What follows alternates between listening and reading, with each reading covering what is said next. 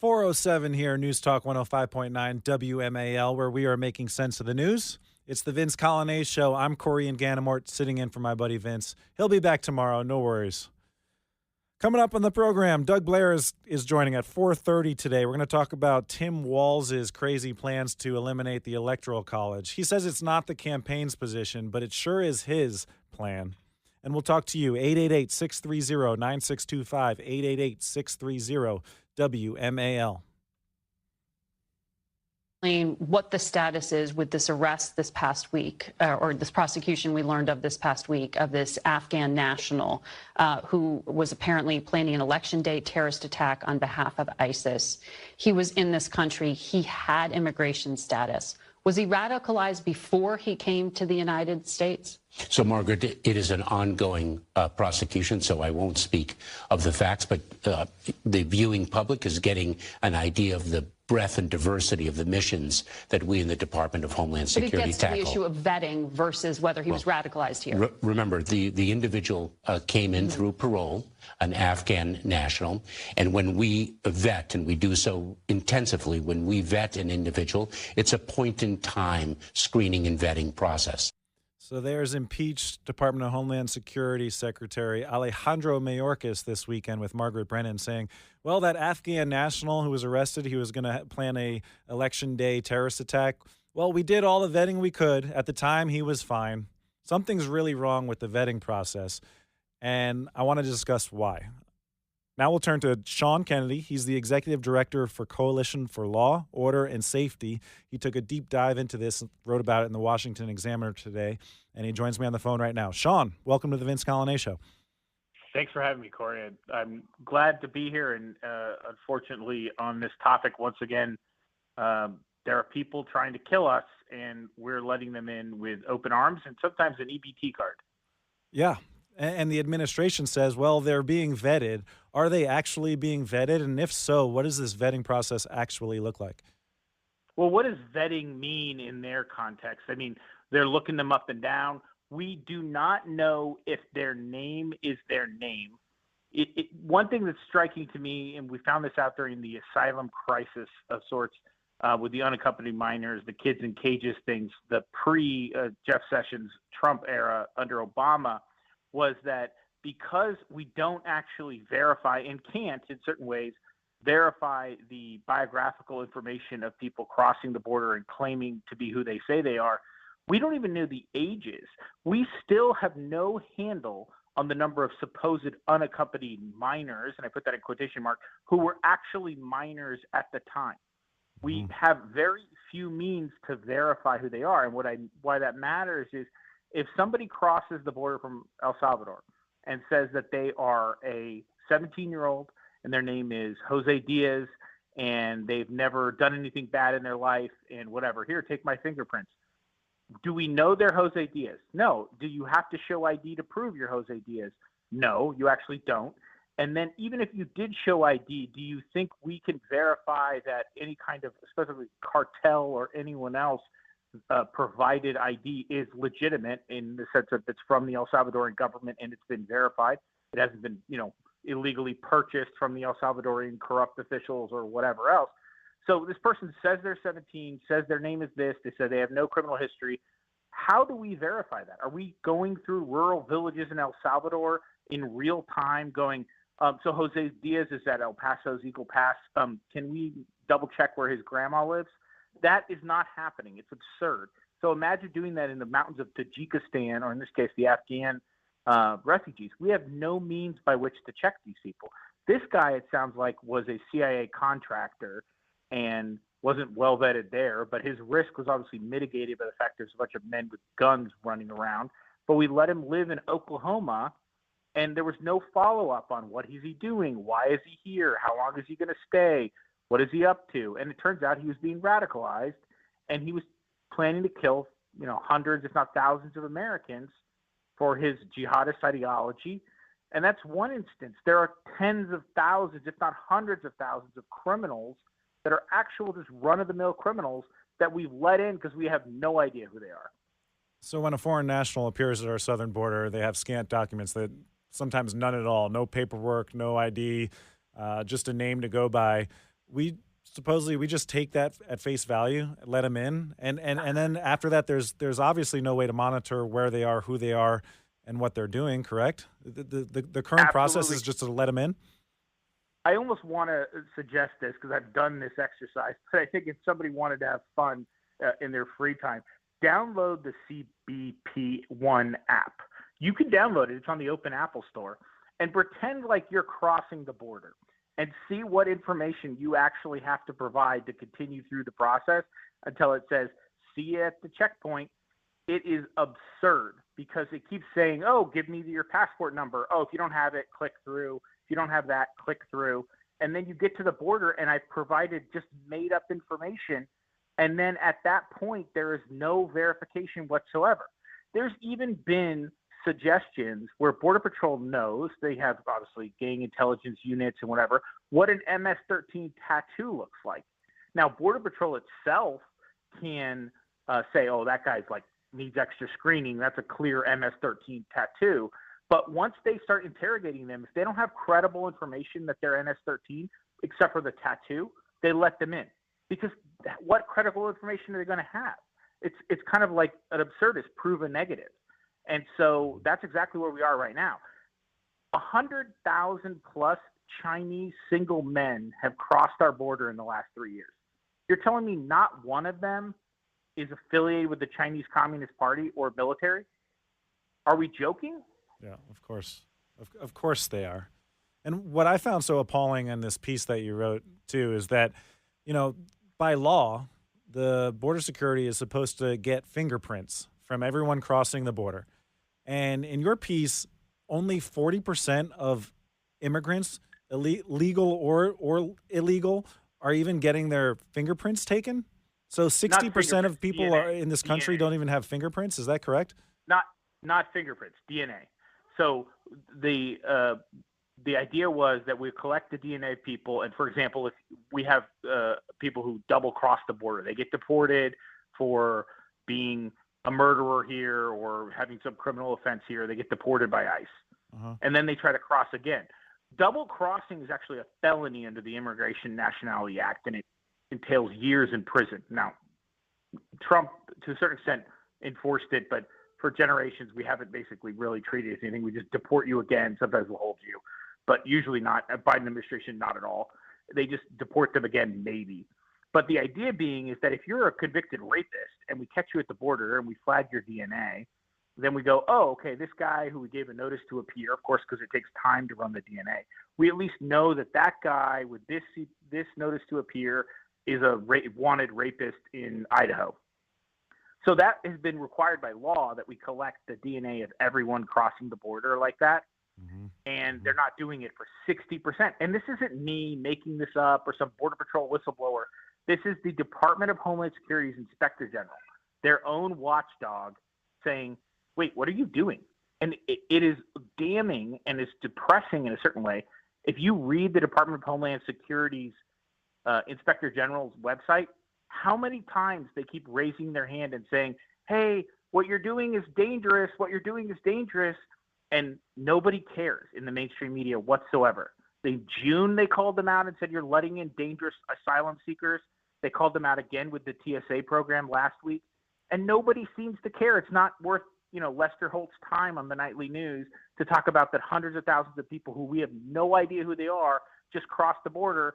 And the only reason we know who they are is they murder somebody. Yeah. What about people who are on the terror watch list? Obviously, our intelligence industry has those people that they're keeping a close eye on. If those people get try to cross the border, they're supposedly stopped. What happens to them, and how many people on that list actually end up getting through? Well, there's two types of people that you would say are this. The number of people on the terror watch list has been the hundreds that have gotten through, hundreds of people who are on the terror watch list, the terror security And how do database. they get through? Are they stopped first, and then we just can't verify that they're the right person? If they're flagged based on biometrics or on some other, biographical information that we can verify. Okay, so this guy is X, and we think he's X, and therefore we're going to talk to him. So one, how do we know the guy that we call Abdullah Hassan Ramadali in Tajikistan is the guy who just showed up at the border if he's using a different name, and we've never collected his fingerprints. Mm-hmm. We think we know what he looks like, but do we have a close-up face scan of him, let alone do we have his DNA? No, so we just know that he exists. We know vaguely what he looks like from satellite images. So when he shows up on the border, we have no idea how to do that. We just have this name, a date of birth, which he gives a fake one. So therefore, he got through. We didn't even know it because he didn't even flag on the terror screening. But people who do flag, they often get through on a number of bases. I mean, there's a case in point here that didn't end up in the final op-ed, but this is important, is the underwear bomber, which we all remember, the Ghanaian national, Mm-hmm. who was radicalized and Islamist, got a visa to travel to the United States. His own father showed up at the U.S. Embassy in Ghana and said, "My son is a terrorist, don't let him in." The U.S. government had misspelled his name on the visa application, so they didn't take him off, and so he got on the plane. Wow. Because they couldn't transliterate and see that it was a similar name and it was the same guy between who his dad said it was and who the visa application paperwork said it was. Literally, stupidity almost got hundreds of Americans killed. Wow. So hundreds on the terror watch list are pouring through. Many who are not on the terror watch more list. than hundreds. I mean, those are the ones we stopped. But then of those, this to your point, of those, the majority of those who are stopped that are on the watch list get through anyway and get paroled or notice to appear. Why? Because if we cannot verify the information that was provided by intelligence agencies as being compelling, then we have to let them through. In other words, we think this guy did this, he's the cousin of Osama bin Laden or whatever, but we are not 100% sure he's the cousin or that some other claim about him is true, and therefore we let him go. Now, we do interrogations, but if there's not compelling evidence that he is the person that we think he is, or alternatively that the accusations against him are well-founded, then he comes through. We're not defaulting to abundance of caution. We're defaulting to, oh, come on in. Right. And then when they are in, 60% of them we have no DNA for. You can't even track them down, have no idea where they are in the country, and the inevitable will eventually happen. So that leads us to the final and most obvious question. How do you stop this? What does the next administration need to do? Obviously lock the borders, but as far as vetting, if we do want worthy, helpful, productive to society immigrants to cross the border, what are the questions we need to ask to make sure that no potential terrorists, no future criminals, that kind of thing doesn't get through?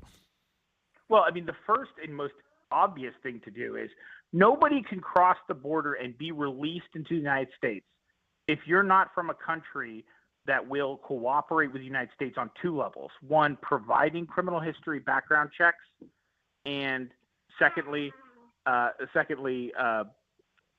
deporting or accepting people who are no longer wanted in the United States. So Venezuela, for example, one, does not share who their criminals are. So Stranger Oregua we don't know who they are because Venezuela won't tell them, even if they've been in Venezuelan prisons.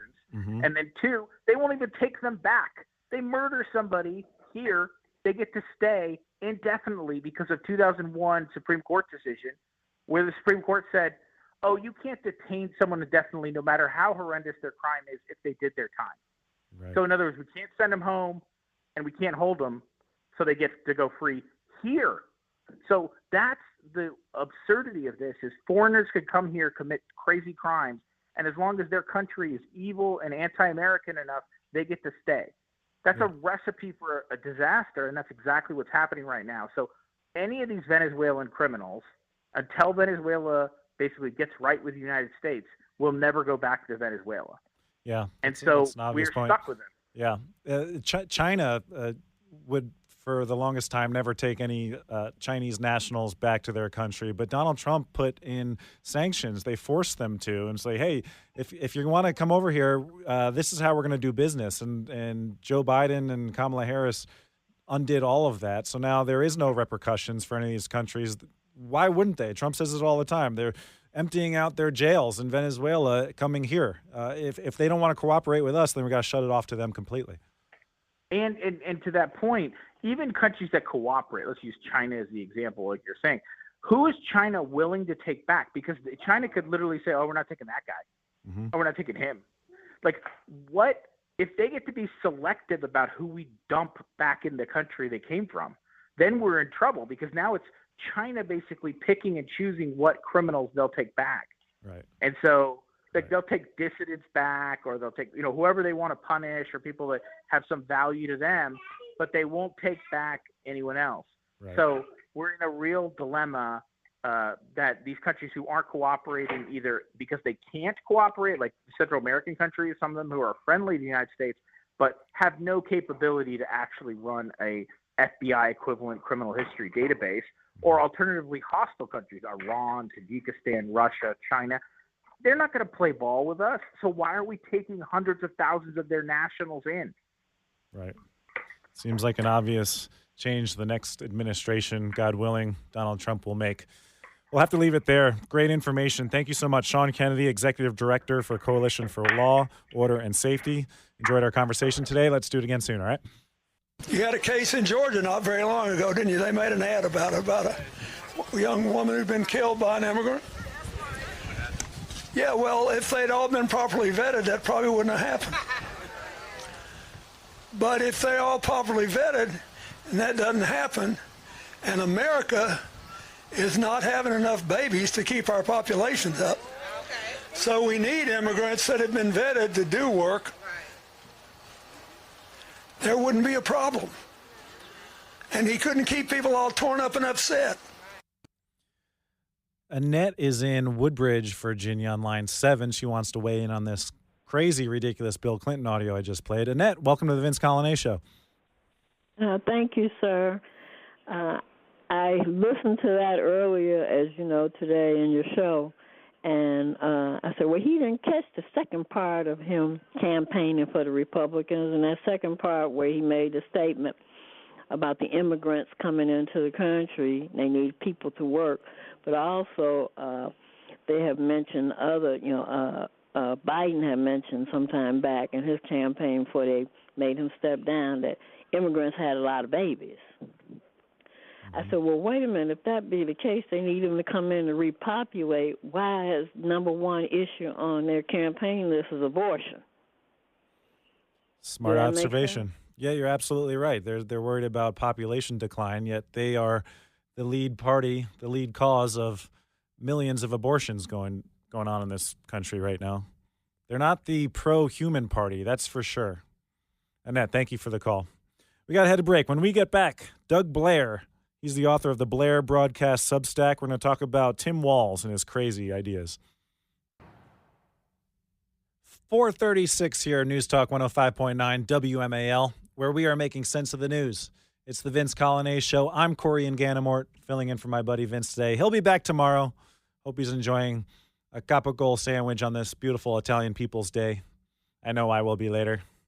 And we'll talk to you, 888-630-9625, 888-630-WMAL. So much to talk about with my next guest, Doug Blair. He's the author of the Blair Broadcast Substack. He's also a polling analyst, and he joins me on the phone right now. Doug, welcome to the program.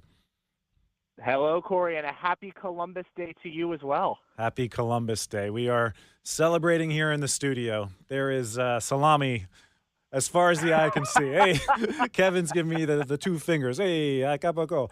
All right, so I want to play a little bit of audio from Shannon Bream this week. She had Tim Walz on her Sunday morning Fox News show, and the topic of the Electoral College came up because last week it was reported Tim Walz was in Seattle, Washington, and later Sacramento, California, speaking to donors and Gavin Newsom, how he would prefer the Electoral College to be abolished altogether. Shannon Bream pressed him on that this weekend.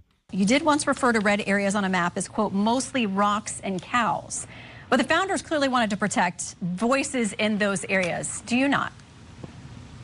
Yeah, well, the rest of that quote that they cut off was, I said, that includes my mom and my family. Look, my point, who, by the way, his family endorsed Donald Trump, on this is people feel, and they have to feel, every vote counts in every place of the country. And I think what the point was on this is they see us in battleground states and not across the country. So the campaign's position is clear on this. That's not to get rid of the Electoral College, but it's to focus on every vote. And I think your viewers out there listening want to see these campaigns in every corner talking to every person. And look, as a rural guy, that's, again, you know how politics goes, cut off the back part of this. My point being on that is those are areas that need to be heard. So abolishing the Electoral College is not a position of the campaign, he says. It is, however, his position. He would be, if elected vice president, God forbid, a heartbeat away from the presidency, is pretty close to power. So, Doug Blair, what would eliminating the Electoral College actually do to America? Well, as I wrote on my Substack, this would be tyranny. I mean, this would be the institution of a rule by the cities, the urban dwellers, over the rest of the country. In my research, it's very basic. If you look up, places like New York City have more population than several states in the Midwest. And I think that the founders were very prescient and they were very intelligent when they drafted the system that we use to elect our leader, that they didn't want the people in places like New York and Chicago and Los Angeles, the places that had all these people that basically exclusively vote for one side, to be in charge of the country. The Heritage Foundation did some really great research on this. They have found that over time, the swing states that we consider to be pretty set have actually shifted multiple times, because as the parties adjust and as people adjust throughout the states, they have different needs. City dwellers pretty consistently vote for Democrats. Therefore, if you were to say you are the ones who decide who gets to choose or who is in power, we would have Democratic rule forever. And I think that that's problematic because obviously we've seen how much of a failure this current administration has been. But when people are given unchecked power and basically don't have any reason to run in support of rural people or in people that don't agree with them, they just say these people aren't worth it and they ignore them. And we've seen that in certain states too. My home state of Oregon, Portland, Oregon is basically the only determinant of who has power in that state. And it reflects really badly on the people who live out in the rural counties because their voices are not heard. So just take that on a state level and expand that out to the country, and you can see how awful that would be. Yeah, I can see that. Obviously, the large population centers, the cities, they're Democrat-run. The presidential candidates will campaign on promises of making the subway system or the metro system more affordable. They'll talk about green energy and all that. But in the farmland in Wyoming or Nebraska, the policies of them will be just forgotten about, I don't know, just rural roads, for example. They have to drive everywhere they got to go to. Farming, it would place a much less emphasis on the issues that rural Americans care about. But what do you say to the leftists who say, well, as it stands now, a vote in Wyoming is worth a hell of a lot more than a vote in New York City. How is that fair if every American is equal? How would you respond to that? Well, it is fair in the sense that it means that every American's voice matters, right? Like we've been saying over and over again, the voice of the urban dweller should not matter more than the voice of the rural person, right, both for pragmatic reasons in the sense that the needs of the city are very different than the needs of the rural voter. And if you are only catering to one side of the aisle, of course, you're not going to cater to those people that desperately need that rural help. But secondarily, this is the system that I always find so frustrating that people start to rail against, right? Hillary Clinton, back in 2016, when she lost and she said the system was rigged and that she'd won the popular vote, this was the system that they'd gone in knowing. I mean, the election has never been otherwise. It's always been based on the Electoral College. So if you claim it's unfair, I mean, you should change your strategy. You should probably visit Wisconsin. How you go out there. Yeah. Right. You should visit Wisconsin. You should visit the Rust Belt. You should not assume that those places are going to go for you just because you're Hillary Clinton. Donald Trump has made this point too, where he said, if this was a popular vote, I would have campaigned differently. I wouldn't have gone to these places necessarily because I would have had no incentive to. And I think that resonates with people, whereas the people in New York say this is unfair. The people in Wyoming say this is the only way our voices are heard. So I would respond in that sense, like maybe you should make your policies a little bit more palatable to both sets of people, as opposed to just saying only New Yorkers get my attention. They're the only people that matter. Right. And it starts with the Electoral College, and I don't ever see it ending there because, I mean, the entire system of our government is set up with, the presidency and the Senate and the House, and checks and balances, obviously. But if each state currently has 2 senators, which obviously they do, what's to say their next step wouldn't be that California should be getting 50 senators and Wyoming maybe 1? It upsets the entire system altogether. You are literally predicting the future here. This is exactly what they're trying to target. There are calls from large Democratic officials that say that the Senate is undemocratic. And I mean, they're not wrong, because that's kind of the point, right? So you have the two bodies, the checks and the balances, that balance out the power of democracy, which is in the House, right? Every single person gets to vote for this thing, and then the districts are based off of population centers, and the Senate is based off of the states, right? So New York and Wyoming both get 2 senators, because it's the idea that the states should have equal power. Again, I'm not hearing concerns about why this is unfair. I'm hearing concerns about why Democrats are losing. And this is not necessarily to say that there's no way for them to do this. As you can remember very recently, back in the South, that was a Democratic stronghold for many, many years, and it all of a sudden became more Republican as Democrats began to abandon the rural voters in favor of the urban ones. So this is not something that is permanently structured in such a way that Democrats will always lose. I find it fascinating, though, that Kamala Harris and Tim Walz and all of these people would much rather say, forget the system, it's terrible, we should just burn it all down, than say, hey, maybe we should actually appeal to voters in the Rust Belt. Maybe we should actually say things like, hey, I understand that your way of life is under attack by these urban dwellers, and I want to make sure that you're protected, right? One of the things that I think is so fascinating is you mentioned the metro system. Who cares about the metro system is the urban dwellers, but who cares about cars is the rural dweller. And all of these policies from Democrats are about getting rid of gas cars. Right. That's one of those things they could get rid of right now, and also start to maybe impact their showing in rural states. Right, exactly. There's probably no chance this goes anywhere, correct? I mean, this would have to go through the House and the Senate to vote on this. It seems just like a scapegoat for their potential future loss. It's what Hillary Clinton blamed on too. This doesn't have any potential of actually being enacted, does it, Doug Blair? Well, Corey, I mean, I don't want to frighten you, but there is actually some potential for a subversion of the Electoral College through what is called the National Interstate Voter Compact. This is a series of Democratic states and the District of Columbia that have all gotten together and said, if we all have enough Electoral College votes, if we make it past 270, we will put this thing into effect where our state will vote for the candidate who won the national popular vote, regardless of what the citizens of our own state said. So let's say, for example, Wyoming signs on to this thing. They're not going to, but let's say that they did. Even if the majority of Wyomingites wanted Donald Trump or the Republican to be president, if the Democrat got the national popular vote, Wyoming's electors would go to the Democrat in complete disgust and pushing off of the will of the voters of that state. This is the end goal of the Democrats. If you look at the list of states that have signed on to this compact, it is all Democrats. And I think I see it now. There's currently 17 states. I'm reading your piece: Maryland, New Jersey, Illinois, Hawaii, Washington, Massachusetts, Vermont, California. It goes on, but they're all Democratic states. But as it stands right now, how would this pact ever become law? They currently have vowed right now to give their electoral votes to the popular vote winner, but how would it ever become official that that's what they'd do?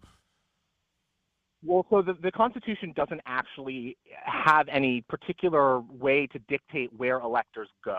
Electors basically are determined by the state's governments to who they vote for. Generally speaking, and I would say democratically, if we're going to actually use that vocabulary, Democrats, you would say that the voters of the state decide who wins that election, right? You would say, well, if majority of Wyomingites want Donald Trump to be president, we would send electors that would reflect that. If this was to go into effect, there's nothing constitutionally that bars it from saying, oh, well, the voters of our state said one thing, but the state government said another, therefore we are going to send a Democratic slate of electors. I will say this. Heritage Foundation, a lot of the legal organizations that I've been working with here in the district have said that this is constitutionally dubious because there is actually a sense that states cannot enter into agreements and concords and pacts with each other without the consent of Congress. Mm-hmm. However, again, that's depending on the Justice Department. That's depending on the guy in charge in the White House. If they're going to pursue this, let's say that the Congress goes towards the Democrats and they say, yeah, well, we're not really going to pursue this. We're going to say that the states have the permission to do it. Right. That's the danger here. Right. If Democrats are able to gain power, they are able to push this through. And that Supreme Court justices. Yeah, and get Correct. Supreme Court justices through. All right, Doug, this is more of a threat than I initially thought about. I was like, this is just some far-fetched pie-in-the-sky plan for them, but they're already making plans and enacting on them for a potential for this happening in the future. While I have you, Doug, I know you're a polling analyst and you follow politics really closely. How would you assess the race as it stands right now? I see, Tim Walz is on his man tour right now. Do you think his man tour is winning over male voters like yourself? Well, look, I mean, it's so funny to me that Tim Walz seems to be the icon of masculinity that the Democrats have put forward, him and Doug Emhoff. So I guess the message for men is if you beat up your baby mama and you fake your military service, that's what makes you a real man. Yeah. If you're asking what the polls are saying, it is showing very clearly that men of all demographics, Black, Hispanic, Asian, white, are all shifting towards Donald Trump on that point that the Democrats don't really know what to do with men. They don't quite understand how to appeal to them. So I'm sure you've seen this ad that came out recently, I'm man enough to vote for Kamala Harris, where a bunch of very strange, very obviously faking it liberal men are trying to say, well, I'm cool and I'm a man and I'm going to vote for Kamala Harris. And it just comes off as really fake. And that's going to cause a problem because if men in Georgia, if men in Arizona, Nevada, Pennsylvania decide, I'm not with this, I think Kamala Harris is going to destroy this country, and they shift to Trump, even 1 or 2% of that voting bloc shifting in that direction means Trump wins those states, and that means that he gets back into the White House. So this is a very serious threat for Democrats that I just do not think they're taking seriously. It doesn't seem to be because Tim Walz blew it off today. He says he doesn't believe it. Kamala Harris says it's not the data that she's seen. So as opposed to facing reality and doing something about it, they just will rather pretend that it doesn't exist. Jim Clyburn was on the morning shows today saying, well, yeah, it is a problem. He is perhaps being a bit more honest about it. And on the reverse side of it, Donald Trump, polling shows that he is struggling a bit with the female vote, at least compared to 4 years ago and 8 years ago.